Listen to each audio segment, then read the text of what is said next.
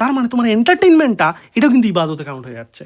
So তোমার ইবাদতের পরিমাণ বেড়ে যাচ্ছে না ভাইয়া। এন্টারটেনমেন্টের ক্ষেত্রে আমি যেহেতু মুভি সিরিজ দেখতে পারবো না, কিন্তু আমার যেহেতু আবার অ্যাভারেজ স্টোরি আমার এগুলো লাগে, সো আমি যেটা করতাম, যেটাকে আমি রিপ্লেস করতাম, যেমন গানকে রিপ্লেস করতাম আমি হচ্ছে কোরআন তেলাওয়াত দিয়ে। তো নর্মালি তো কোরআন তেলাওয়াত যেসব আমরা মসজিদে শুনি বা র্যান্ডমলি আমাদের কানে আসে, আমাদের কিন্তু খুব একটা ভালো লাগে না। কিন্তু কিছু কিছু কারি আছে, কিছু কিছু রিসাইটার আছে, তারা এত সুন্দর করে কোরআন তেলাওয়াত করে যে তুমি মানে মুগ্ধ হয়ে শুনেই থাকবা।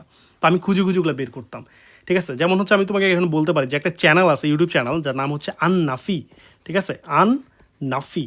সো এই চ্যানেলে তুমি যাবা, এই চ্যানেলে যায় তুমি দেখবে যে কোরআন তেলাওয়াত আছে, অ্যান্ড কোরআন তেলাওয়াতের ভাই যেই রিসাইটগুলো ভাই যে এত সুন্দর, মানে মুগ্ধ হয়ে যাবা।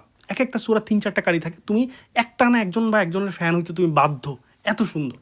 অ্যান্ড শুধুমাত্র যে তিলাওয়াত থাকে এমন না, আরবির সাথে সাথে বাংলা আয়াতগুলো দিয়ে দেয়। সো বোঝা যায় এটা অ্যাকচুয়ালি কি মিন করতেছে। সো মানে একটা ভিজুয়াল, একটা অডিও বলে, মানে একটা শ্রুতিমধুর একটা পরিবেশ দেয় আর কি, ঠিক আছে।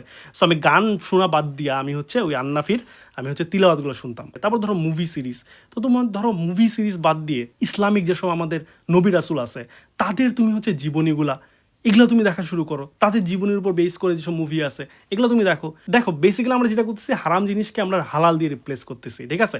তো এখানে একটা জিনিস মাথা রাখবা, যখন তোমরা এই জিনিসগুলো করবা, হারামকে হালাল দিয়ে রিপ্লেস করে, ধরো আন্নাফির তুমি তিলাওয়াত শুনতেছো কিংবা আমাদের নবী রাসূলদের কাহিনী শুনতেছো, সো তখন তুমি নিয়ত ঠিক রাখবা। নিয়ত রাখবা যে আল্লাহ আমি আপনার সন্তুষ্ট অর্জনের জন্য এটা করতেছি। ইসলামে কিন্তু সব কিছু নিয়তের উপর নির্ভরশীল, ঠিক আছে। সো যদি তুমি নিয়ত রাখো যে আল্লাহ আমি আপনার সন্তুষ্টির জন্য করতেছি, সো ওটা কিন্তু ইবাদত হিসেবে কাউন্ট হইতে পারে। তার মানে তোমার এন্টারটেনমেন্টটা এটাও কিন্তু ইবাদতে কাউন্ট হয়ে যাচ্ছে। সো তোমার ইবাদতের পরিমাণ বেড়ে যাচ্ছে না ভাইয়া, তুমি মজা পাচ্ছ অথচ ইবাদত হচ্ছে, বুঝতেছো। সো এখানে একটা জিনিস আমি বলি যে আমি হচ্ছে একটা সিরিজ দেখতাম বা প্লে লিস্ট ছিল ইউটিউবে, যেখানে হচ্ছে বিভিন্ন নবী রাসূলদের জীবনী নিয়ে মানে বিস্তর আলোচনা হইতো, এন্ড অনেক সুন্দরভাবে বলতো ভাই, মনে হচ্ছে একটা মুভি দেখতেছি বা গল্প শুনতেছি, এত সুন্দর করে বলতো। তো আমরা নর্মালি কয়জন নবী রাসূলকে চিনি, হাতে গোনা 4-5 জন, এদের স্টোরি কিন্তু আমরা খুব ভালো মতো জানি, বাট বাকিদের স্টোরি আমরা জানি না। বাট ওই প্লে লিস্টে প্রায় 20-25 জন নবী রাসূলদের একদম ডিটেইল কাহিনী ছিল ভাই, এত এত সুন্দর, মানে মুগ্ধ হয়ে শুনতাম আমি। মুভি দেখা বাদ দিয়ে আমি ওটাই শুনতাম, ঠিক আছে। তো আমার এক্স্যাক্টলি ওই প্লে লিস্টের নামটা মনে পড়তেছে না এই মুহূর্তে। সো তোমরা যদি জানতে চাও তাহলে তোমরা কমেন্ট করো প্লে লিস্ট, ঠিক আছে, তোমরা প্লে লিস্ট কমেন্ট করো। তাহলে আমি যেটা করবো যে যদি আমি ভালো কমেন্ট পাই, বেশি পরিমাণে কমেন্ট পাই তোমাদের, তাহলে হচ্ছে আমি এটা খুঁজে তোমাদেরকে আমি পার্সোনালি ইনবক্স করে দিব, ঠিক আছে, তোমাদের ইনবক্সে লিঙ্ক পাঠিয়ে দিব, ঠিক আছে।